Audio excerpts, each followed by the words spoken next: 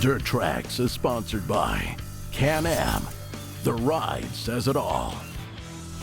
Polaris, the world leader in off-road innovation. And by Yamaha. Conquer Outdoors.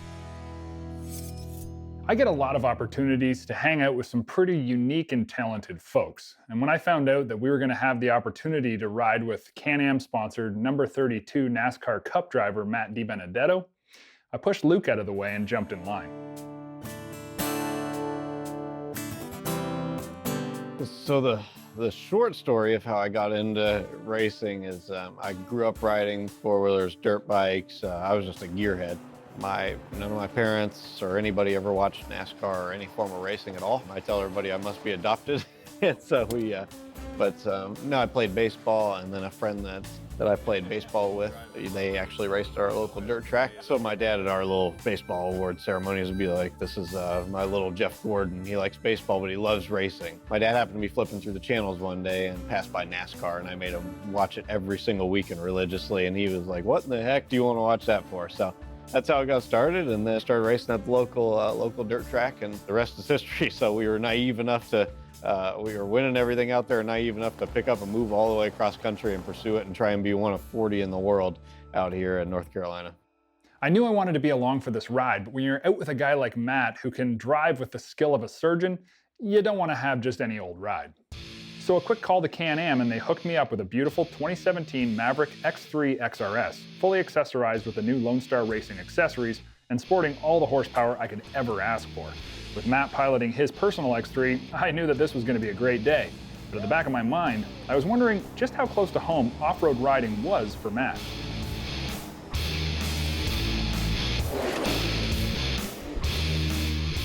I just was a gearhead from the time I was a kid, and when I was about 4, I'd ride little go-karts and stuff that we had, but I wanted something faster, and I wanted to start riding four-wheelers, start riding dirt bikes, anything like that. So I was just bugging the heck out of my dad, like, I want a dirt bike, I want a four-wheeler, whatever. So finally, I got a little 80cc four-wheeler when I was 5 years old for my 5th birthday. I rode it for one day, and it was too slow. So then shortly after, I got a 250, which I did not fit on at all. I looked like a little tiny guy sitting on one of those things, and I was just wide open on those. And all I did, lived out on the West Coast. I grew up, even while finally I got into racing go-karts and such on dirt. I never stopped. Every day my passion was going out, riding.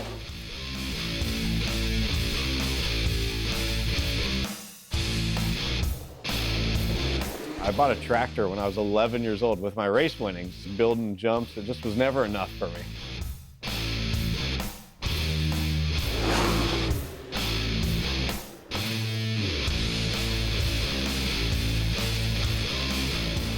Pretty made it into a racetrack, and that's all I've ever done. That was my passion. That's what got me into racing. I just like anything that has 2 wheels, 4 wheels, an engine, and goes fast. Understanding how much of an enthusiast Matt is really solidified the Can-Am connection and the sponsorship. Matt lives this, and he loves his X3.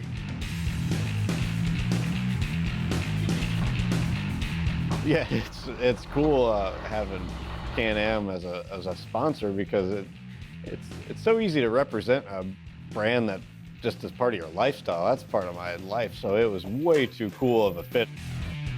I don't have to be like a brochure, and it's part of my life, and it's my passion. People can truly tell when it's not like people force me to go out there and ride. I've got my side-by-side, my X3, and any chance that I get, it's the best stress reliever. I love going out and just tearing it up.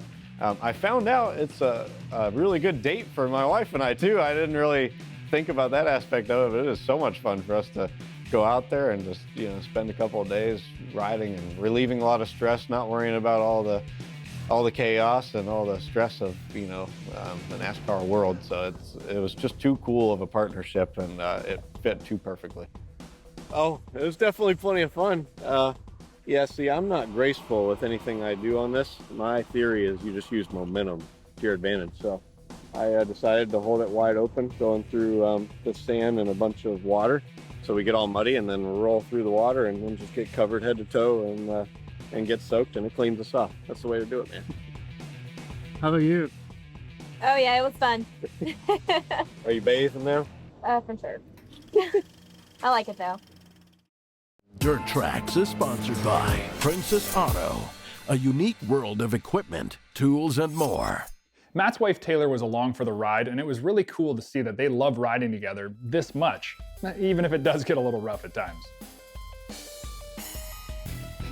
Yeah, the X3 is a blast to ride. So before Can-Am was even my sponsor, I was representing them or anything, I already knew every dang thing about these because I wanted a side-by-side so bad.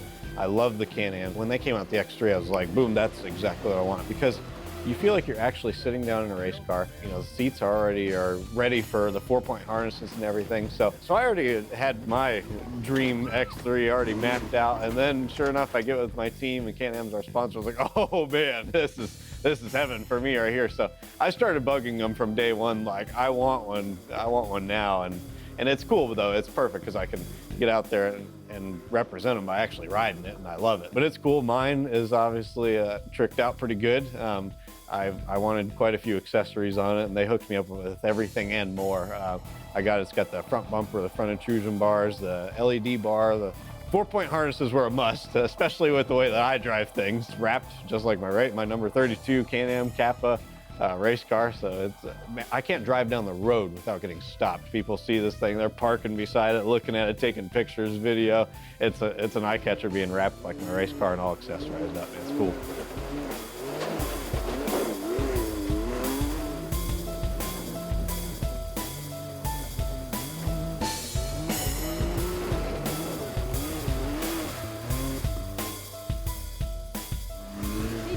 More graceful than me then.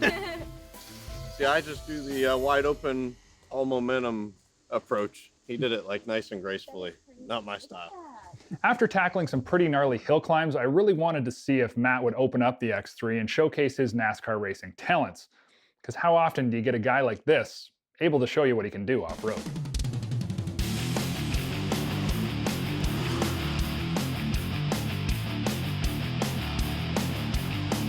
I'm gonna say the biggest testament and compliment to my X3 here is I am known for every vehicle I get, I have to mod it. I mean, like performance-wise, it's never fast enough. I've got to do something. All my street cars, anything. So I got the X3. Before I rode it, I was like, all right, I think I can do some injectors, a tune, this and that, and I can make it faster. And I mean, you are flying through trails, mat the gas. I mean, you're blowing the tires off it sideways, throwing a trail of mud, 100 feet behind you, it feels like. And just, it's like out of control, but so in control at the same time.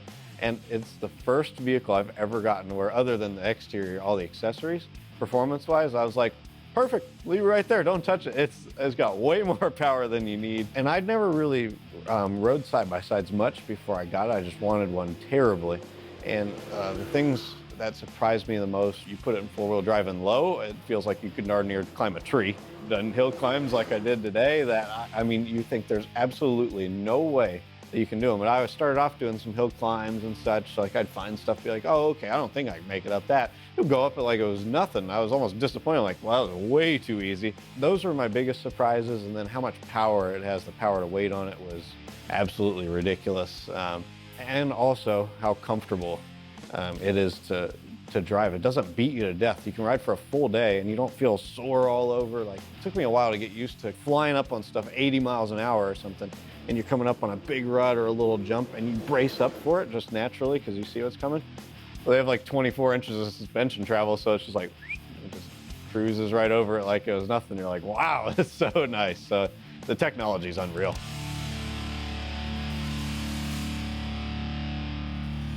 Seeing as Adventure World already has a banked dirt oval track, I thought, when else in my life am I going to get the opportunity to goof around with a NASCAR driver? And Matt, being as laid back and humble as he is, was totally willing to let me chase him around for a few laps.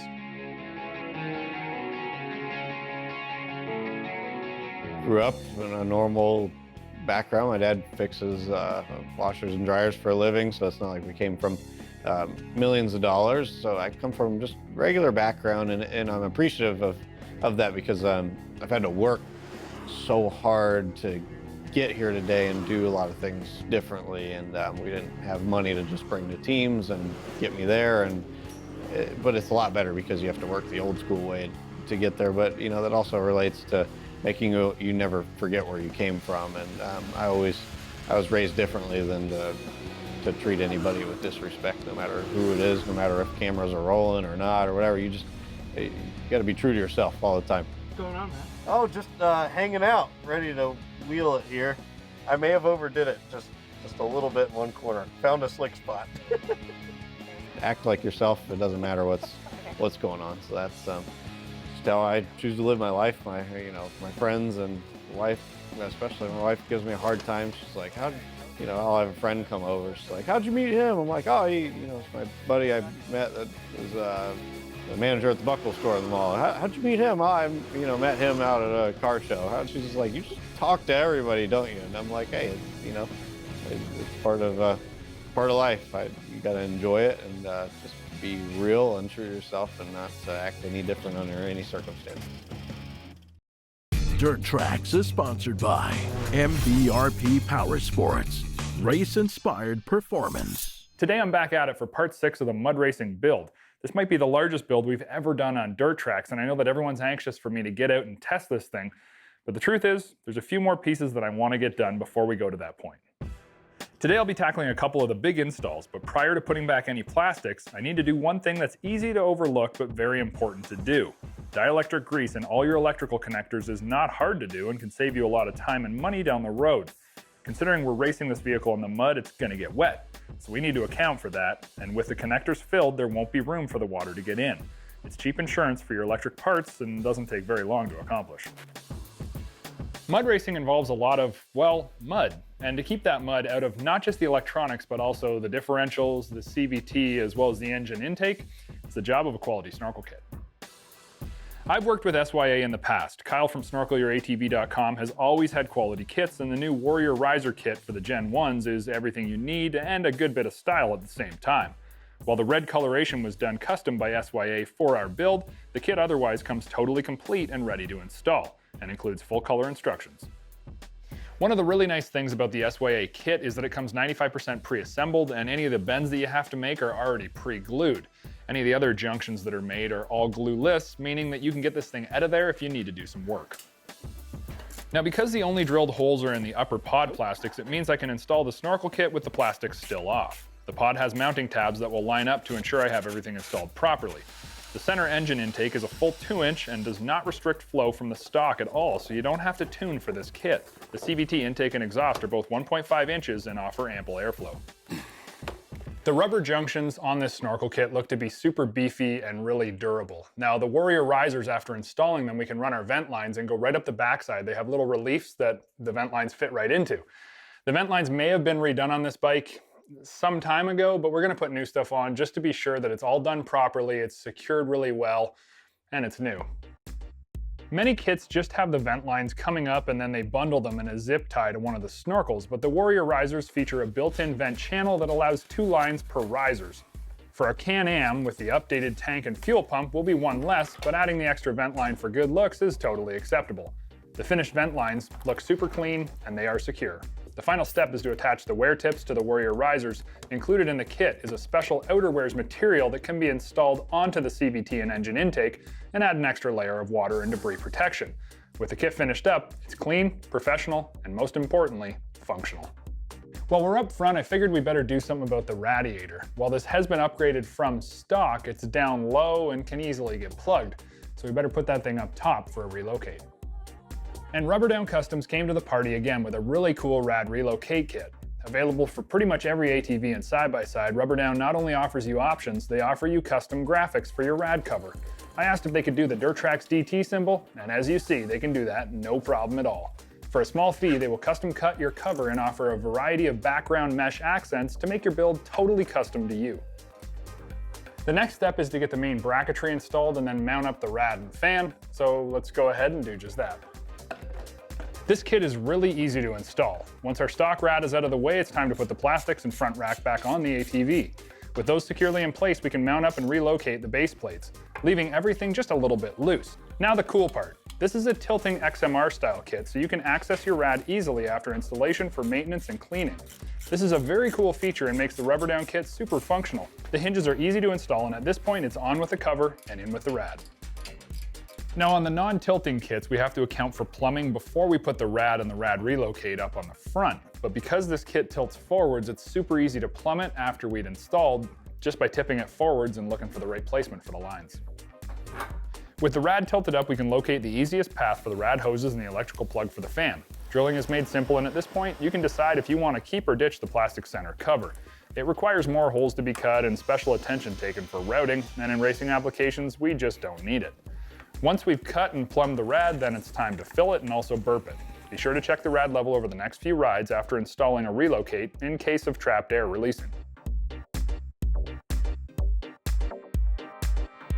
At this point, we are dangerously close to the completion of our 2008 Project Mud Racer. Next week are just a few small components, things that are really important though, and then quite literally, it's off to the races. Closed captioning of Dirt Trax is sponsored by Triton Trailer, built for adventure. The past 2 seasons, I've had the opportunity to race CFMOTO ZFORCE 800 at the 24 Hours of Le Tuque race in Le Tuque, Quebec. This is an absolutely brutal 2-hour endurance race that, in my opinion, proves the durability of any vehicle that can survive it. The first year I raced a completely stock ZFORCE 800 and won the 6 to 800cc stock class. Last season I raced a ZFORCE with CFMOTO's Stage 1 and 2 performance kits and upgraded suspension. Had it not been for a first turn pileup, I very likely could have won the 800 mod class as well. To say I learned a lot about this vehicle during that time would be a massive understatement. On top of all that, I've also spent considerable time in a ZFORCE at all different locations and in all different types of conditions. I know this vehicle well, and I'm very comfortable with it. So here's what I like, and what I don't, about CFMOTO's flagship performance side-by-side. First up, the motor. Under the hood of the ZFORCE 800 lies an 800cc 8-valve EFI V-twin. It outputs somewhere in the neighborhood of 63 horsepower and, in all honesty, is a great running engine. On the other hand, it's hard to ignore the fact that in today's sport side-by-side marketplace, 63 horsepower is on the low end of the scale. The question is that a bad thing? And the answer is no. A high-quality set of CV Tech clutches do a great job of transferring that 63 horsepower to the ground. It really pulls surprisingly hard. But all that aside, 2 things need to be understood. First, the ZFORCE 800EX has almost no direct competition. In the 60-inch wide, 60-plus horsepower category, there's really only 2 competitors, the ZFORCE and Arctic Cat's Wildcat Sport. So it really doesn't have to be a Razor 1000 or Maverick beater because it's not in the same class. And second, its only competition, the Wildcat, retails for almost $3,000 more. When you take both of these points into consideration, the ZFORCE 800 starts to look pretty darn competitive and like it's a pretty good deal. Chassis-wise, the ZFORCE 800 hasn't changed in a number of years. AA arms front and rear yield 11 inches of travel on both ends, and all 4 corners are damped by a set of generic compression and rebound adjustable piggyback shocks. In terms of suspension performance, the ZFORCE 800 has a lot of potential. Travel numbers are really good, and from personal experience I can say the suspension geometry is really good as well. But the shocks, while adjustable, leave some room for improvement when you start to push them at higher speeds. Up front, it's easy to overdrive all 11 inches of travel, and out back it's hard to find a balance between bottoming resistance and a plush ride. I've always found the ZFORCE handle pretty well. Power steering is well tuned, if not a little bit on the low side when it comes to the assist level. Initial turn-in is predictable and it sticks to its line. When you get the tail out at higher speeds, there's a moment where handling gets vague, but it's only a moment, and once you get beyond it, holding a slide isn't a problem. If I had to pick on one thing about the ZFORCE 800, it would be the interior. Fit and finish is not up to the same level as its competition, and interior space is pretty sparse. As a tall guy, I feel cramped in most sport side-by-sides, but I feel extra cramped inside the small driver compartment of the ZFORCE. I can't stretch my legs at all, and even with the seat fully reclined, the steering wheel is too close to my chest. Interior dimensions are very similar to the original Razor, but time has marched on, and now all manufacturers are building their sport side-by-sides with a lot more legroom. The features list for the ZFORCE 800EX EPS like we have here is pretty impressive. CFMOTO hangs their hat on the value-added sales pitch and includes a replay HD camera with the purchase of any CFMOTO unit. Beyond that, a winch is standard, as are mirrors, nice-looking aluminum wheels, stainless bumpers, fender extensions, and a cargo net. 4-point harnesses, skid plates, and turn signals all come pre-installed on Canadian models. For our Canadian viewers, CFMOTO is working really hard at expanding their already decent dealer network. North of the border buyers also get a 5-year limited warranty.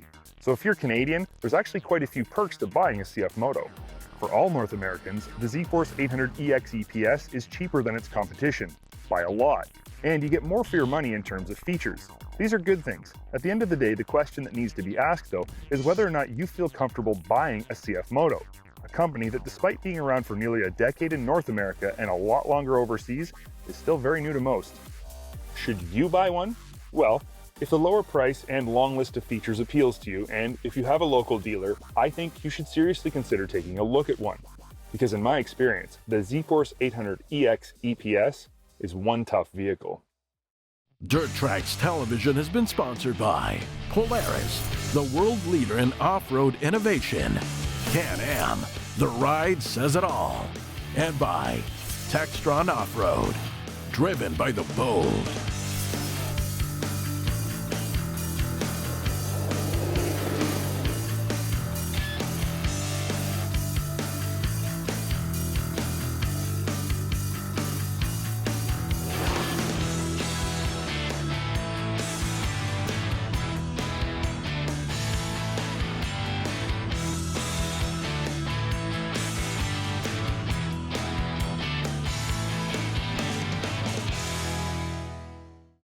Thanks for watching this latest segment of Dirt Trax TV. For more awesome content, feel free to click any of the links on the screen or subscribe to our YouTube page, where we update daily with great content on a weekly basis.